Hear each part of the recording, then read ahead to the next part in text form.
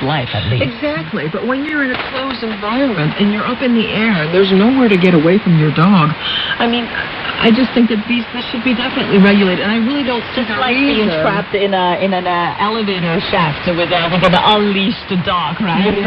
Scary. Or even a leash dog. The elevator is small, and then, I'm sorry, even if a dog is on a leash, some dogs are quite strong.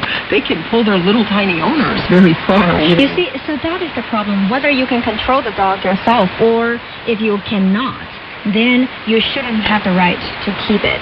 But nobody checks for this. They just give these letters out, So that is the problem. So the core question should be, who has the right to issue the permit to what kind of animal that is allowed to be taken on a plane? It doesn't matter. There is no assessment up to date. Exactly. There is absolutely no assessment. Okay, listen to this. Okay, there are no qualifications requiring, there are no qualification requirements for determining whether a specific pet is appropriate to serve as an emotional support animal. So by default, an emotional support animal is basically a person's pet that lives with that pet and provides emotional support. HUD, which is the Housing Association, does stipulate that housing providers are not required to provide accommodation if the animal is destructive, poses a direct threat to health and safety of others, or interferes with the ability of a facility to perform its intended purpose. So basically, you just get a letter from your psychiatrist who's never seen your pet, So after the passenger... You can get it over the phone. So after this passenger has been bitten on the airplane, would this Emotional Support Animal Association be responsible for this incident? Well, this is very interesting. They didn't take any responsibility. Exactly. Both the owner and the pet got on another plane, right? Another flight, exactly. And I don't know if the dog was in a muzzle or what, or where was the dog the second time. The owner was obviously very upset that his dog bit somebody's face off. I'm sure the person who had their face bitten off by a dog was also quite upset. Had to go to the hospital. I mean, you're a person sitting by the window, not touching anybody, in a plane, strapped in. He can't get up and get away. A dog was growling at him, and then it bit him. I'm sorry, if you have a large dog and you don't know how it's going to behave, just put a muzzle on it, for God's sake. Really? Well, maybe are there any alternatives to the pet? I mean, can those people take a pill or something before? Or must it be an animal? Can it be a person, like someone who is like flight attendants who is helping her or him, just like chatting with him to smooth his nerve and also to talk with him? Okay, basically, you're right. I just think that this is a great idea, but it's just not regulated. It's like the car industry, the car hailing industry, or all these other industries that don't really have a lot of regulation, because it's basically a new thing. Before, we just had the guide dogs for the sight impaired, and like dogs that performed other essential tasks for people with handicaps, and they were called service dogs, and they were duly trained and duly registered and everything else, and the people were trained to deal with them. Here we just have anybody's pet. And that's wrong. I think if you want to get a service dog, if you want to get an emotional support animal, there should be an organization that prepares these animals, trains them, and makes sure that they are, safe. But hopefully there will be some regulation, and people will kind of. I hope the cheaters stop cheating. I mean, we all love our puppies. We all want to take our puppies with us, but if you're putting other people at risk, it's just not a good idea. But we'll have to see how this develops further. We're going to a short break. When we come back, there's an eastern Chinese city that has introduced a one-dog, one-family policy. What matters to China increasingly matters to the world. Keep up to date with the latest news and events about the Middle Kingdom with the China Plus app. Up-to-the-minute reports, live streaming audio, insightful opinion on everything China-related. Facts, figures, and language learning resources at your fingertips. Everything in focus, all in one place. Search for China Plus in the App Store or Google Play. It is eastern Chinese city has banned a one-dog policy. And you are, of course, listening. We're going to be talking about that, of course. So you are listening to Today. I'm Linda Mills. I'm in the studio with Weo and Jingna. And I forgot to do our intro. Just went right into the topic because it's an unleashed day today because we're talking about dogs. And the show is called Online Unleashed. So there's this eastern Chinese city. It's introduced a one-dog policy that limits households to one pet dog, and it bans dozens, actually about 30 or 40 different dog breeds. Some of the dog breeds that were banned were like Russian Borzois and Chow Chows. I mean, looking at the picture, I'm thinking, because they're supposedly dangerous. That's quite interesting. But this is all happening in Qingdao, and it's a port city in Shandong, and they started, putting into these new regulations. Now, of course, people who already have more than one pet don't have to get rid of the pets, but anybody who wants to get a pet in the future has to register, and there's pretty big fines. I mean, I guess for certain offenses. But what can you say about this, Yo-Yo? What do you think about this whole situation? They used to have the one-child policy. Now it's the one-dog policy. But I think people got around, there was ways to get around things, right? Well, I think, is it right to limit the number?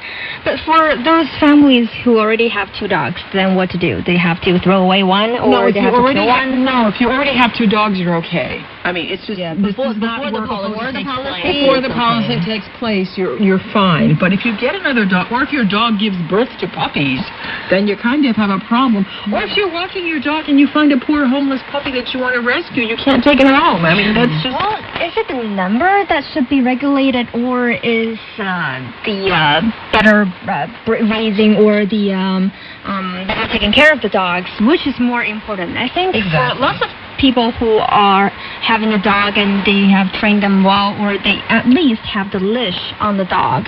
It's not like people are letting the dog running around the neighborhood and also scaring some kids or senior people. I think the most important thing is how you raise it, how you actually controlling it, rather than the number of it.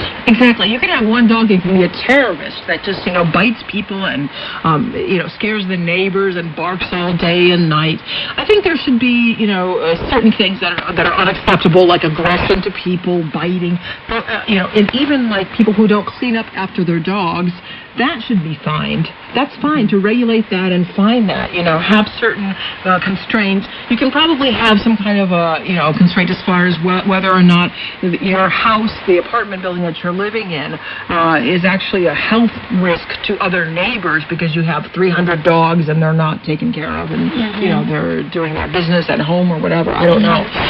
That's different. I think you can have regulations on that, but why constrain the number of dogs? And then you have to think about this. Many people have two dogs. Why do they have two dogs? Because they work all day, and the dogs are home by themselves all day. And that's not really nice. I mean, that's not really great for the dog. It's living in an apartment building by itself all day. It actually might start to bark and something. But by having two pets, they can kind of keep each other company. Playmates. Exactly. No, it's very true. And I can tell you the same thing about cats. Cats and dogs are especially dogs, because they're really, attached to human beings. And if you have two dogs, they keep each other company. They're not as sad when you're away, Yeah, I totally agree. I don't think being a responsible dog owner has anything to do with the number of dogs you own. And it totally depends on how you own the dogs, how you keep those dogs in check. And also, my other issue with this regulation is that to register your dog and to pick up a dog tag, you have to pay 400 yuan, and that's almost like 60 or 70 US dollars. That's a lot of money. I mean, how much can a tag cost? And how much can, writing down the dog's name and information about it cost? It sounds like they're raising the cost. Well, I think this is also just totally not worth the price. I think that they're discouraging people from registering their dogs by having this high price, because you're not getting, what is this dog management fee? Okay, I can see you having, regulations that say that the dogs must be inoculated against certain diseases like rabies, for instance. I mean, that's common to have dogs so that they're not a threat to, the public. Because if a dog gets bitten by a squirrel or a rabbit or I don't know, a bat, it could actually get rabies, and that's very dangerous for people. So, okay, you can do that. That's fine. I mean, as far as the dog is not harming other people's health or happiness, I think have as many dogs as you want. You know, if there's no health department, terror where the dogs are doing terrible things to the house and the whole house. Also, another important issue, or a more essential issue about this is how can you implement the regulation? How do you check whether each household only owns one dog? Are you going to send a bunch of people patrolling the streets and to check every dog to see if it has it wears a dog tag? And if they have 2 dogs, how can they prove that they didn't have them when you passed the law, right? You have to do a dog census.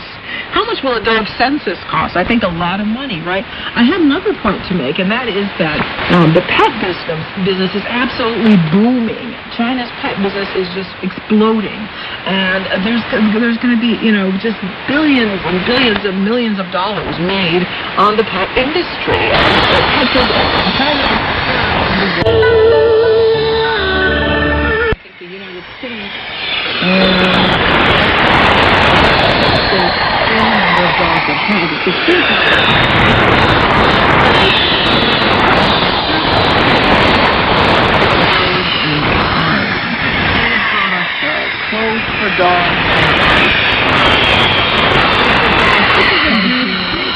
This is good for business.